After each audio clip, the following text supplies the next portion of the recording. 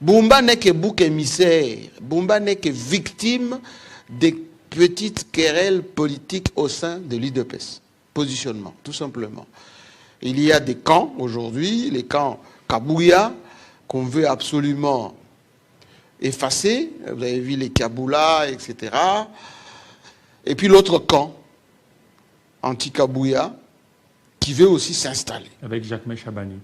Oui, on cite Jacques Chabani, mais il n'y a pas que Jacques Chabani. Il y a les Chulumba, et les autres. Mais c'est l'UDPS, c'est leur parti. Parce qu'aujourd'hui, on ne dit pas que c'est l'aile Kabouya qui n'est pas opérationnelle. On ne dira pas que c'est l'aile Chulumba ou Jacquemin et les autres qui est efficace. On dit que c'est l'UDPS qui échoue à la direction de la ville de Kinshasa. Et le pays d'une manière beaucoup plus générale. Kinshasa est un pays qui s'est construit d'une manière correcte par les Belges, avec l'urbanisation, avec la maîtrise de flux des populations. Jusque dans les années 70-80 à peu près, Kinshasa était vivable. Mais lorsque dans les années 90, 2000 surtout, 2000, avec la guerre de l'Est, il y a eu afflux massif de ceux qui sont venus de l'Est, afflux de ceux qui sont venus de province, limitrophes d'abord, Bandundu, Congo central, et puis les autres provinces. Les Kasaï, ça n'est ajouté avec, heureusement, le pont que le président Kabila a installé sur la Luangé. Et bien ça a accumulé tellement de gens qu'il faut gérer ces gens. Nous sommes aujourd'hui presque 18 millions d'habitants dans une capitale pays. Avec quelle urbanisation? Avec quelle gestion des déchets? Avec quels moyens de gérer seulement la sécurité de ces gens? Là où il y a les gens, il y a l'insécurité.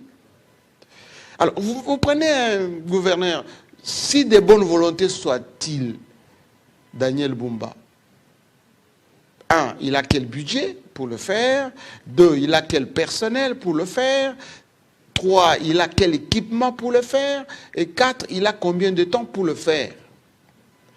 Et donc, ce qui est en train d'être fait, ce n'est que hésitation, probabilité, volonté manifeste, mais il y aurait tâtonnement. Il y aurait les fonds qui ont été décaissés, les fonds par le ministère des Finances. On parlerait de 96 millions de dollars et tout ça. Oui, mais génériquement, effectivement, génériquement, il y a eu des moyens disponibilisés par le gouvernement central, par Doudou Famba, qui fait du bon travail. Mais encore une fois, Doudou Famba ne fait qu'arriver. Il y a un effort qui est fait avec notamment certaines routes bétonnées, qui sont là, regardez à la Gombe, un peu à la Cité, etc. Mais c'est une goutte d'eau dans une capitale immense. D'abord, les artères principales ne sont pas aux normes. J'ai dit bien aux normes. Le norme d'une route, ça veut dire des caniveaux drainés, des asphaltes corrects, l'éclairage, la signalisation. Il n'y a pas tout ça. Nous voyageons beaucoup. Vous aussi, vous avez beaucoup voyagé. Quand vous atterrissez dans un pays normal, depuis l'aéroport, regardez comment déjà les choses sont édictées. Vous savez,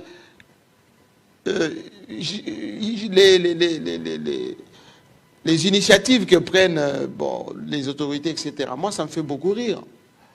Pourquoi? Parce que vous dites, on va réguler la circulation. Mais vous allez réguler la circulation, vous avez 2 routes. Vous n'avez pas de route d'évacuation, de déviation. Vous n'avez pas de fait de signalisation. Les policiers n'ont pas les moyens de contrainte. Ça veut dire que si quelqu'un ne respecte pas les codes de la route, les policiers ne peuvent pas l'arrêter. Ils sont d'ailleurs ridiculisés à longueur de journée. Ils n'ont même pas où se reposer. Ils restent sous le soleil, les pauvres policiers. Et de 3, les amendes transactionnelles qui sont payées ne sont même pas versées dans les caisses de l'État. Ça va fonctionner comment? J'ai entendu un ministre des Transports nous parler, excusez-moi du peu, des tunnels. Donc, il va faire des tunnels sous Kinshasa, marécageux. Et puis il a même parlé, dit qu'il y aura une route rapide. Messieurs, avant d'abord de parler des routes rapides, ce qu'on appelle les voies express ou les autoroutes, etc. Ayez d'abord les petites routes normales, les petites routes normales, il n'y en a pas. Avoir les routes aériennes, souterraines, ça c'est un luxe. Nous avons une capitale, monsieur Kilolo, plate. Kinshasa est plat. Ça veut dire qu'on peut tracer des routes dans tous les sens, on le fait proprement avec les caniveaux, ça fonctionne. Il y a des villes en dénivellation, comme Matadi, que vous allez à Nice, vous allez dans beaucoup de pays où, en Suisse par exemple. Mais les gens jonglent avec la géographie.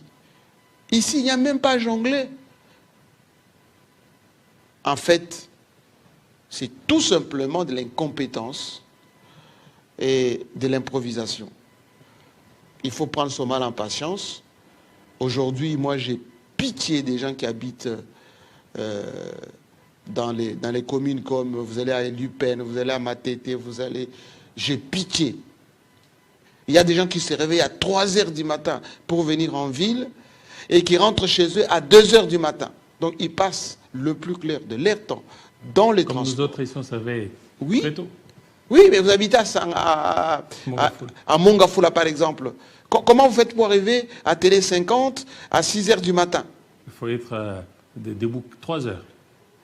Et quand vous terminez le travail, comment vous allez arriver chez vous à 20 heures pour manger avec les enfants? C'est impossible. Est-ce que les gens, nos autorités, qui roulent en sens inverse, j'ai tout à l'heure en venant, j'ai vu un chauffeur seul dans ses voitures escortes, chauffeur tout seul, un petit, tout seul. Il a mis les gyrophares et il roulait sans unique, tout seul. C'est comme ça qu'on fait les rodéos avec les véhicules de l'État, avec les escortes. Comment voulez-vous que le citoyen lambda,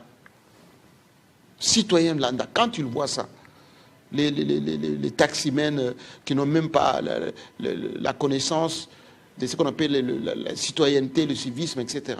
Mais il va faire la même chose.